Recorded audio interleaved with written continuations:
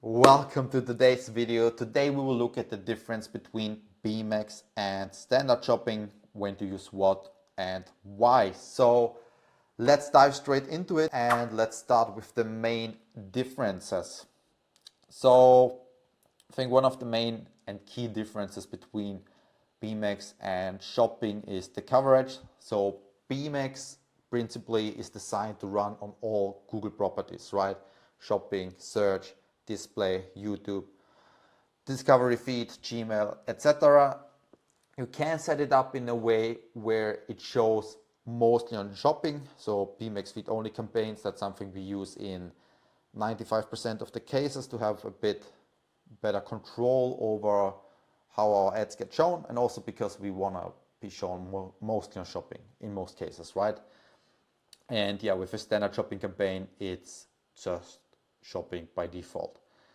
Then in terms of data needs and how much control you have over the campaign, it's quite different as well. A PMax needs, or it doesn't need, but it performs better with a certain level of baseline data. So we usually see, depending on the niche and depending on the size of your catalog as well, but once you've gathered 50 to 100 conversions at least, and also like over a reasonable period of time, like ideally within a month, 50 conversions a month, then it starts to pick up properly. Then it starts to gain some nice traction. You can see, okay, it's out of the learning phase. It becomes more consistent and just more reliable. And everybody knows who starts with a PMax. We usually also start with a PMax in a completely fresh account. But it is a struggle a bit at first. The metrics are a bit off, like CPC can be too high.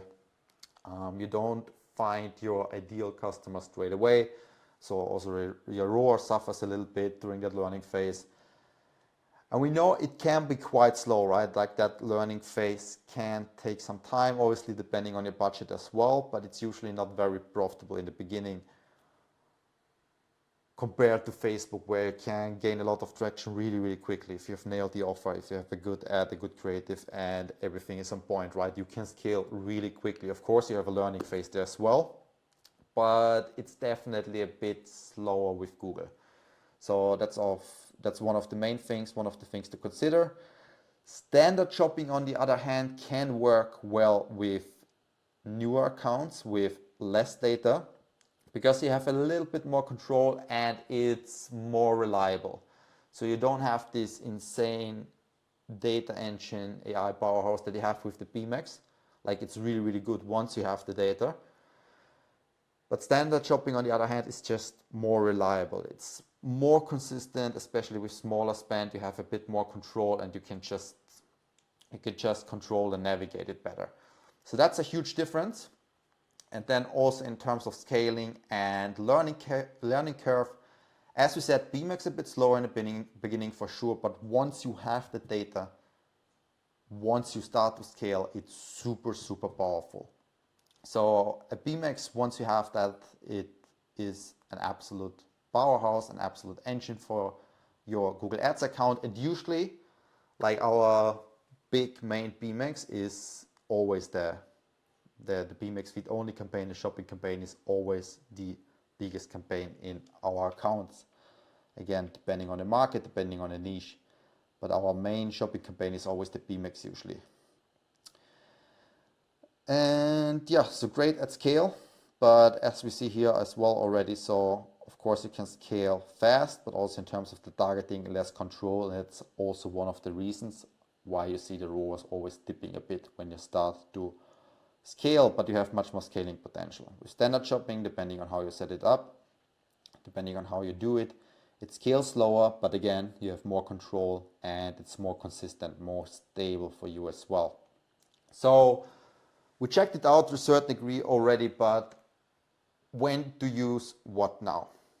So as we said already, we like the PMax as our main campaign. That's why we still start with the PMax, even though it's a bit slower in the beginning, but we will get it there. We always aim to get to this like 50, 100 conversion mark as quickly as possible, as efficiently as possible as well, of course, but we want to get there quick, so then we can like start to properly scale. That's why I always say you don't want to be stuck in this like low budget low budget trap where you have like a super small budget and you try to get out of the learning phase, but in the end you go nowhere, right? Because you don't gather enough data, you don't gather enough conversions, you don't have enough spend to even make some proper moves with the PMax. So that's super important. But we start with the PMax because we know it's great at scale later on. Like that brings in the volume, and yeah, it's also quite efficient and easy to manage considering how much budget you can put on it if you have great products and a great offer. But yeah, as we said before, it only starts to become really effective once you have these 50, 100 conversions at least, depending on your catalog size, depending on a lot of other factors. But it takes some time. Sometimes it can be 2-4 weeks depending on your situation. That's just something you have to be aware of. If you want to start with really small budgets, standard shopping is probably better. Then another great thing about PMax, which is really effective, it's just really great in remarketing and also like going after your brand traffic if you're already advertising on Facebook. So it's quite effective. It has dynamic retargeting included as well. And also, as we said, depending on how you set it up, you can also show ads, especially in form of remarketing on all other Google properties. So it's really effective with that. That's great, especially with bigger accounts, especially with accounts that are crushing on Facebook already. I want to use Google more as a additional channel for remarketing purposes. So that works quite well as well. You don't have that with standard shopping, not to the same degree. So that's good for PMax, and also, as we said, if you want to include certain assets and show on shopping, search, YouTube with one campaign, keeping it simple, keeping it efficient, then the PMax is also quite nice. It's obviously more automated and you have less control, which can be a benefit if you just, again, want to take it easy, want to keep it simple there. But depending on what you want to do, if you want to, for example, say, okay, we want to spend more on this product category, then a PMax is sometimes not the best. You can structure it in a way like that, but again, usually you have less control there, and it's not the best campaign for this. Standard shopping, on the other hand, again, as we said, pretty decent for a new store. Again, we always start with a PMax even for new stores, but if you want to keep it efficient right from the start, if you have smaller budgets, a standard shopping campaign might be the right fit for you. You can try, you can test what works for you. It always depends on the niche as well a little bit, but it's good to gather some first data, some first conversions. And we really like it. We always use it for testing and booster campaigns. Like we said earlier, okay, we have like this main big PMax, which is just our main performance driver. It's this huge data engine. But sometimes, for example, like recently we have with our fashion clients, we have the seasonal switch now. We go more towards autumn and winter.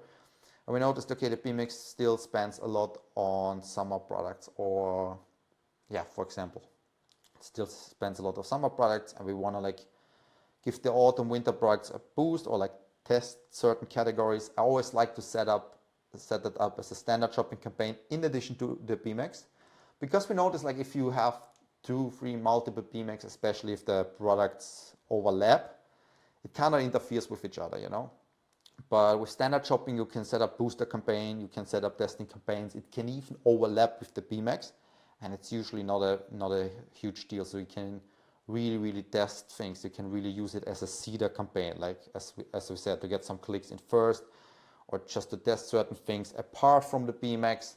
So it's really nice for testing campaigns with smaller budgets, more controlled environment, quicker learning phase, and I love standard shopping for that. So it's really great for that. Also our low performer campaigns, if we do that, we set it up with standard shopping because we have a lower budget there. It's more controlled, and so we can even make our low performing products work with a low performer campaign like that, where we have all the control basically. And another example where standard shopping can be quite nice is when you have a quite unique niche or high ticket items where you really need to control the CPC, or where you know only a certain amount of keywords work, and the PMax would be too broad, right? It would go in every direction. With standard shopping, you have that control. So that's quite nice there. And yeah, as I said before, the way we use it most of the time is a hybrid model. So we have the PMax as this main powerhouse for scaling, remarketing, and catalog-wide coverage. And then we use the standard shopping for testing purposes mainly, but also it depends. If you're a big brand, for example, you can use the standard shopping for a branded shopping campaign to have like more control there and don't overspend on your brand search terms, which you do not want, right? If you spend, I don't know, thousands every single day on Meta, there's like a certain level of traction. And of course you want to retarget that as well on Google, but you do not want to overspend on brand traffic, right? Like we see that so often, where an account looks amazing on Google, you have a great ROAS, ROAS 4, ROAS 5, ROAS 6 even, only God knows how much revenue, but in the end it's mostly brand. And then if you look how much you actually spent on that, which you can get more effectively, more efficiently, right, where you don't have to spend that massive amount of money on your brand traffic, who is like super warm anyway already, usually doesn't make sense. So it's great for that as well. They can, like, again, control it a bit more, decide how much you want to spend on it, and focus the PMax on new customer acquisition only, for example. That's one way as well. So we really like hybrid for that. And yeah, we keep it simple usually for the start. One PMax, just again in the beginning, it's all about the offer. Keep it simple, gather some data first, and then later on we run both in the same account. Use standard shopping for a seeder campaign, a booster campaign, for a testing campaign. Try different things, try to unlock new levels of growth and scale even further. And yeah, that's pretty much it. So both have their own pros and cons. Both are great. It just depends on the situation. Both work. It depends on what you want to achieve. But I hope this guide could give you a quick overview on how to do it and when to use what. That's it for this video. Hope you have a great day and see you in the next one. Bye bye.